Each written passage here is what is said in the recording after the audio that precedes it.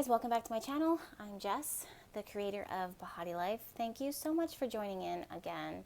We're going to have another great discussion, only this time it's about something that I feel like the majority of us are so tired of talking about and so tired of hearing, but I'm going to bring to you a way of looking at things that you never even thought to consider, because that's what I do.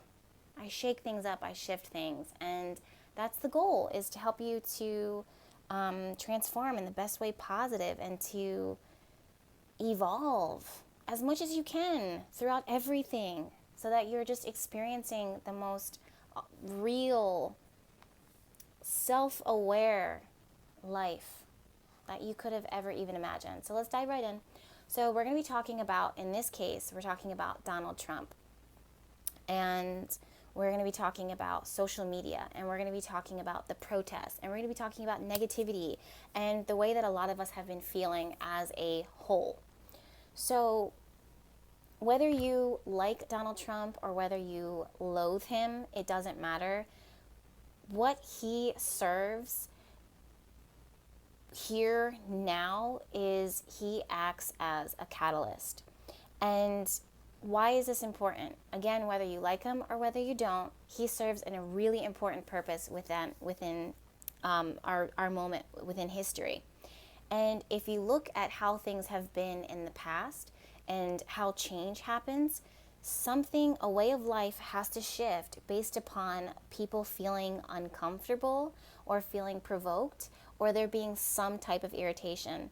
Now, as an astrologer, and as a spiritual teacher and a spiritual coach, I have to bring it back to astrology and just how the planets work and how it affects us. So if you look at a regular astrology chart or natal chart, if there's squares within the chart, or if you're looking at transits, how the planets are transiting, you'll see that when there are planets that are squaring each other, they create tension, and that tension creates change, transition, transformation. And what is the other word for transition but death, destruction, and transformation? So in order for something to transition, something has to end. Something has to move from one state into a new state because something pushed it there. And that's what Donald Trump is acting as, is this catalyst, this provoking figure. So don't actually look at him as his title, as a leader, or as our president. Look at him as a symbol. What does he symbolize? He symbolizes a catalyst. Pretty much what he is an irritant.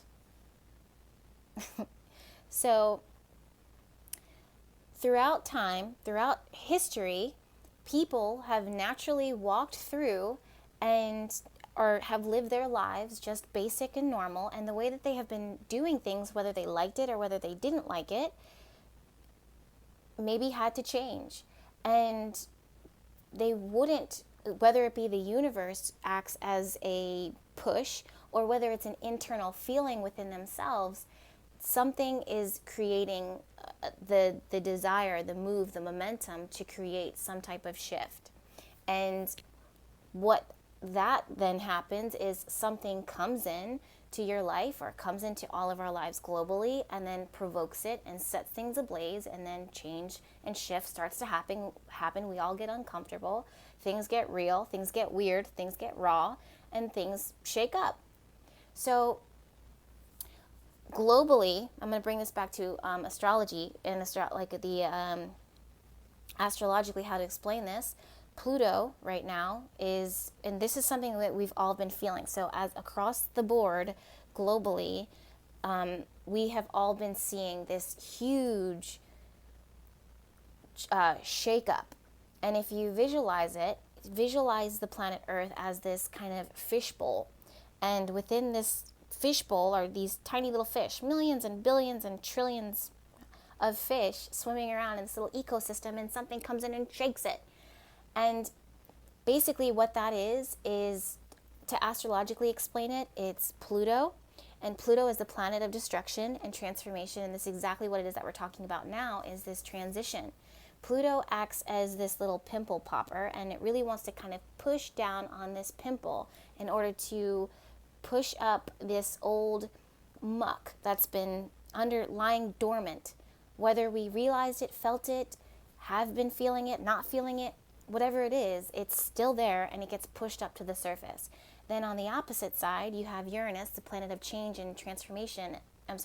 The planet of switching things up and changing things and breaking away and breaking through, that's boxing with Pluto and creating this tension and is setting things and sparking things. And then on the opposite side, you have Jupiter, the planet of expansion, that's just kind of blowing things up. So on a global level, we all feel that. Like, just universally, it's just this kind of rippling energy of just tension that just kind of exists, that's been building. And in our own lives, it kind of trickles down into our personal lives. So some of us are feeling transitions within our job, or our old ways of our old work doesn't serve us anymore. And it used to be okay. It used to be great. It used to be the job of our dreams. But now we're looking at things differently. Or relationships break down, or you break down, or you decide, you know what, you just want to change something about yourself, or you're learning something about yourself, or the way that you've been taking care of your body no longer serves you. So a lot of you guys are feeling this now within your own personal lives, which is this breakdown, this shifting up, this fishbowl getting shook within your own lives. So it's happening astrologically, and it trickles down into our personal lives, and we feel it on a personal level. So back to Donald Trump. What does this have to do with him? So Donald Trump, as wonderful as he is, he acts as a symbol. He acts as a trigger. He acts as a catalyst to a movement, to force change upon us. And whether we realized it or not, this was actually something that we kind of needed without him even realizing. He's actually almost the opposite. Well, he is the opposite of what it is that the globe and our nations, more than one, all of us, have been wanting. For the longest time, we've been saying to we have this belief as a whole that, that we love our neighbors, or neighbors meaning like the guy next door, or the country across the ocean. But we have this belief that we want to love our neighbors as much as we love ourselves, and that peace and love and happiness and goodness for all. But to the core of our core, we've all kind of been distant and pulled away.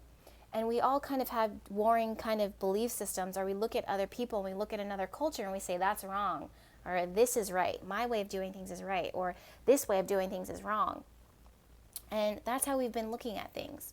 Whether we realize it or not, a lot of us, most of us, the majority of us, well, we do the best that we can, but across the board as a nation, the nations have been looking at each other, or not even looking at each other, not even acknowledging each other.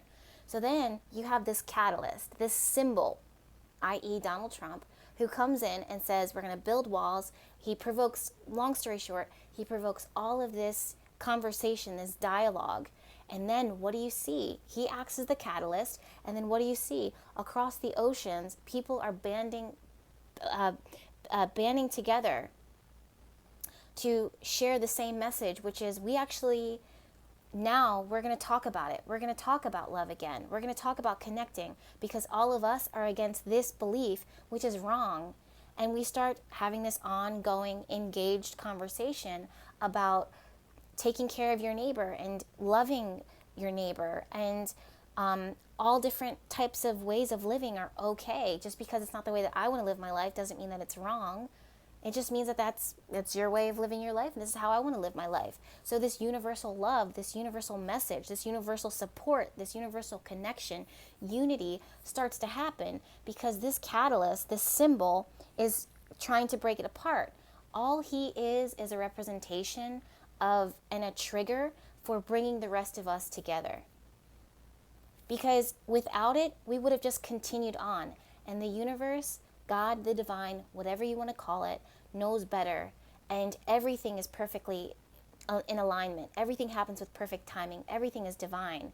And whether we, as our human being, like little tiny human beings, just kind of our physical bodies walking around the earth, thinking things on our phones, digging through our purses, drinking tea, we're not thinking about connecting with our neighbors, we're thinking about our own worlds, our own communities. We're not thinking globally.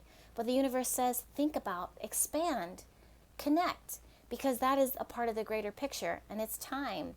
So here comes Donald Trump with his tan, and he comes in and he starts saying the things that he says, and we're like, whoa, wait a minute, I don't believe in that, and we're rising up.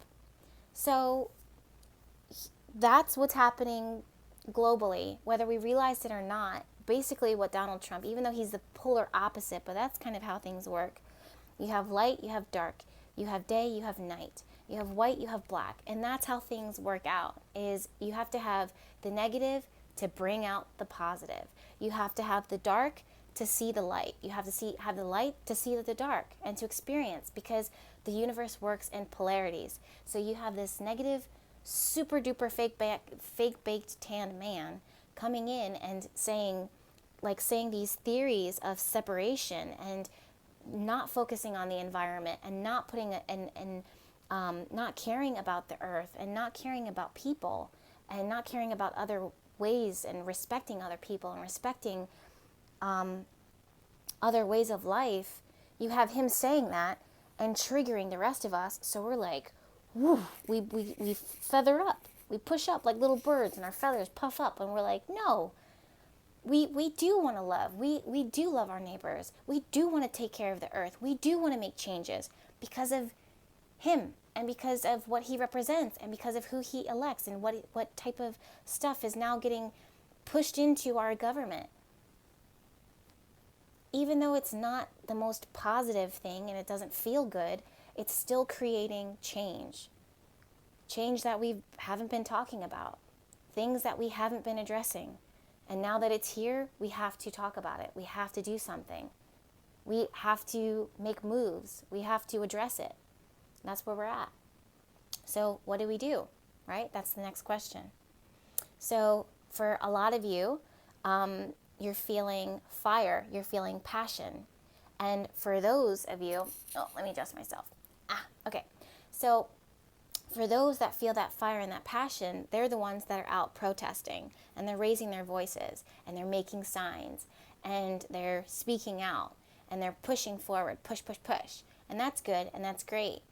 And then there's the other side, and there's no one is right or wrong. It's just two different ways of doing things.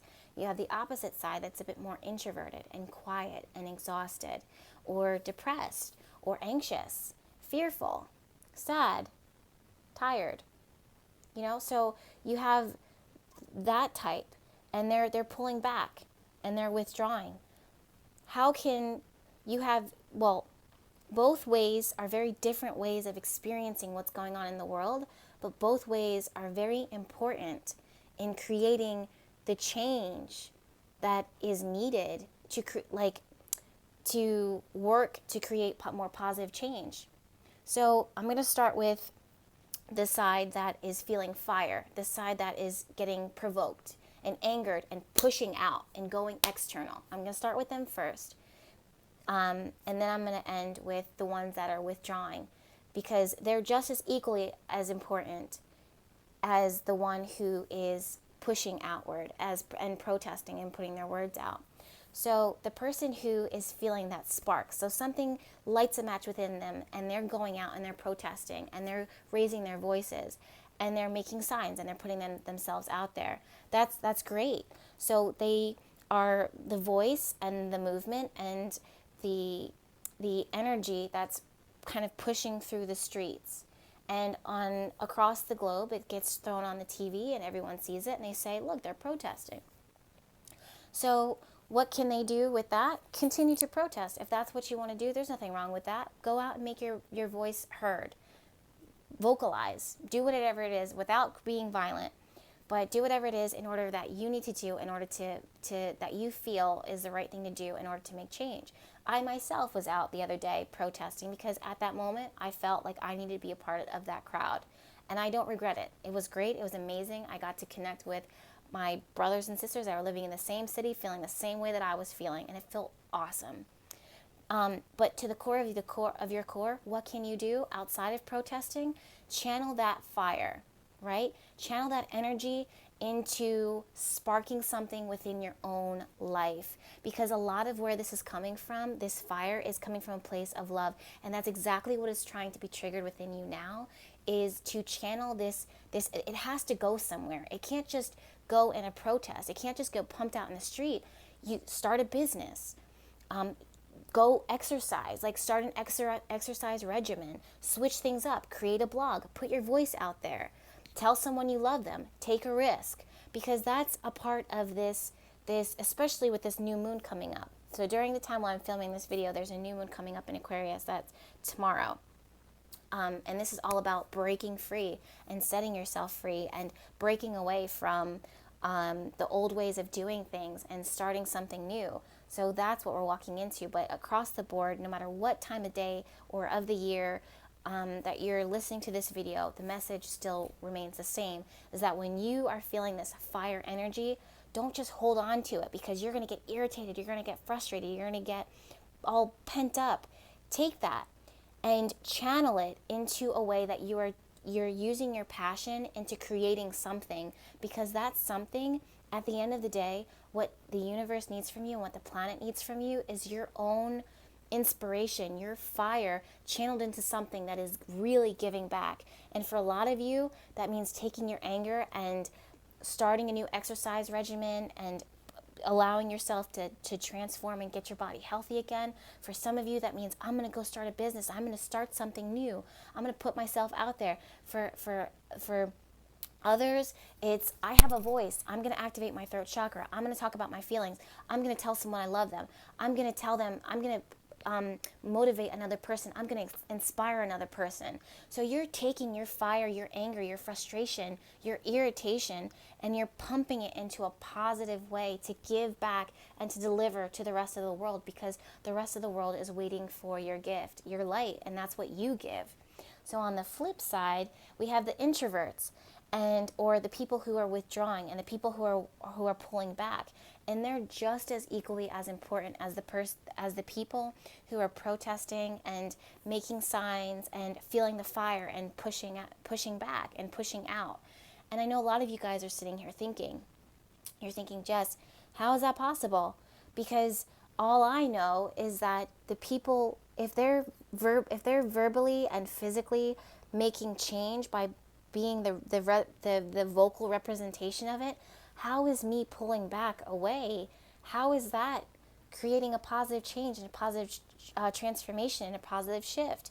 It's just as equally as important as the person who's out there in the streets.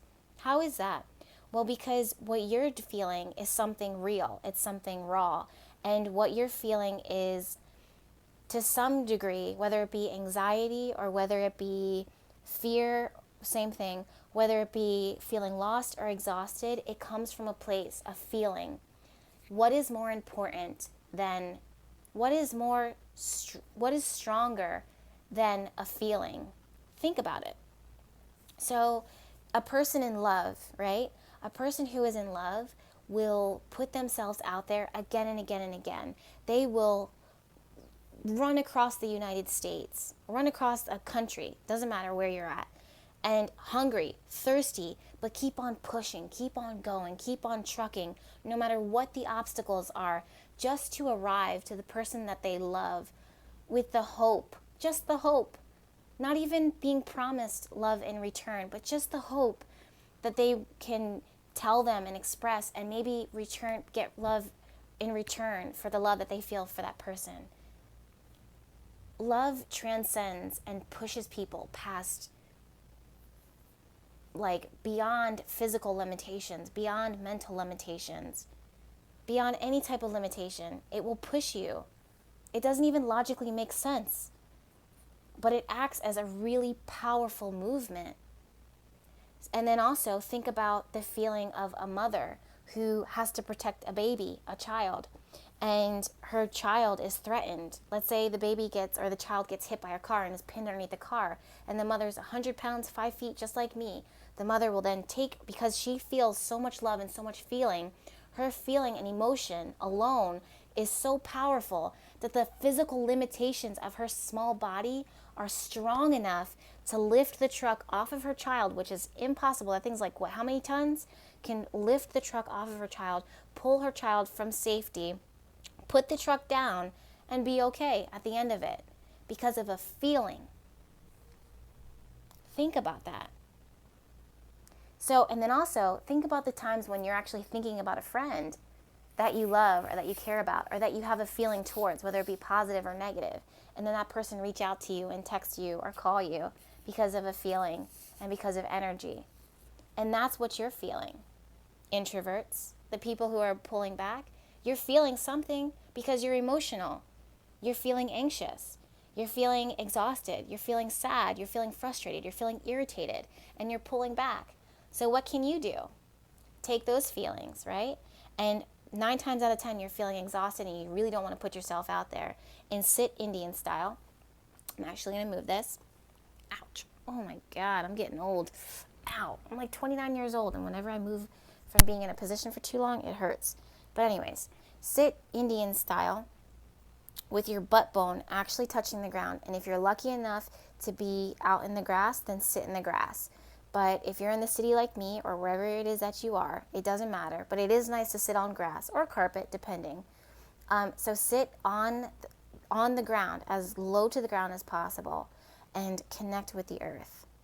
And a lot of you guys, and I've been seeing this a lot within my emails, a lot of you guys are feeling tingling with your hands or sensations moving throughout your body. Some of you during meditation are feeling these rotations. I see it because I hear it in your emails. You're like, Jess, this is how I've been feeling. I've been feeling frustrated, depressed, lonely, defeated, exhausted, irritated, anxious, breaking down, breaking through, depression, those types of things. You're feeling it all. And you're also talking about these feelings of like, my body's thumping, my body feels like it's spiraling. I feel tingling sensation moving throughout my body. What is it? Well, this is just energy. It's energy that's moving through you. So ground yourself, sit down, put your butt flat as low to the ground as possible, and take your hands, because this energy is real, and direct that energy, those things that you're feeling, and push them right down into the dirt, right? Now, a lot of you guys are really informed about, really knowledgeable about energy and intention. And you're probably thinking right now, Jess, if I'm feeling anxious, if I'm feeling scared, if I'm feeling exhausted or lonely, why, if I push that into the earth right now, am I not giving the earth negative energy? Am I not pushing negative intention into the earth? Absolutely not. Because what is bad vibes? Like, what is bad intent? Bad vibes, right, are a negative intent for something. That's wishing ill on something. That's saying, you know what, I hope she gets sick, or I hope they break up, or I hope his car gets in a crash or something, but he doesn't die. So that is negative intent. Those are bad vibes. But a feeling is nothing more than just a feeling. And a feeling comes from a place of your heart.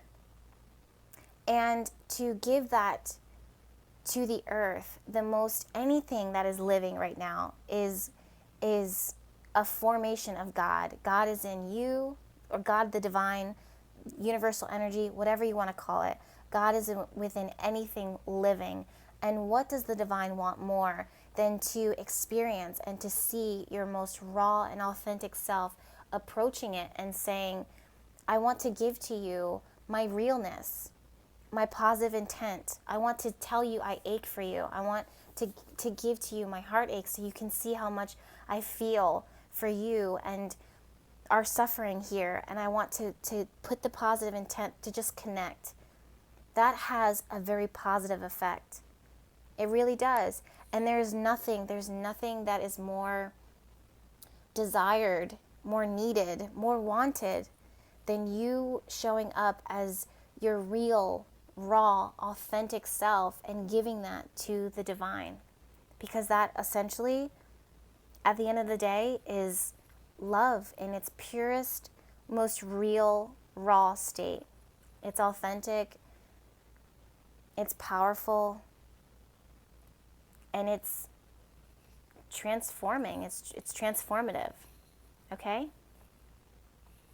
So whether you're out there making signs and yelling in the streets, which is good and great because I was doing it too. Or whether you're pulled back and feeling quiet or feeling withdrawn, there's something that you can do in order to be a part of this change, this really important change that's happening right now in our time. And it's difficult for our generations right now to experience this because it's not easy. I'm not going to pretend like it is, like we're all licking on lollipops and birds landing on our fingertips and it feels all, hot pink cloud like. It's not like that. Some days are going to be scary. Some days are going to be uncomfortable. Some days are going to require a lot from us. But we can take it and we're going to get through it, especially as a tribe, okay? So thank you so much for tuning in. Really, I want to invite you to subscribe because there's plenty more channels, plenty more videos where this came from. There's many more. And there's a lot of content, a lot of good content that you'll find here, okay? So thanks again for tuning in. And if you like this video, then like it. Definitely share it with a friend. Comment below. And of course, you can always find me at BehatiLife.com and on Instagram across the board. BehatiLife on social media across the board. Okay? Talking soon. Bye.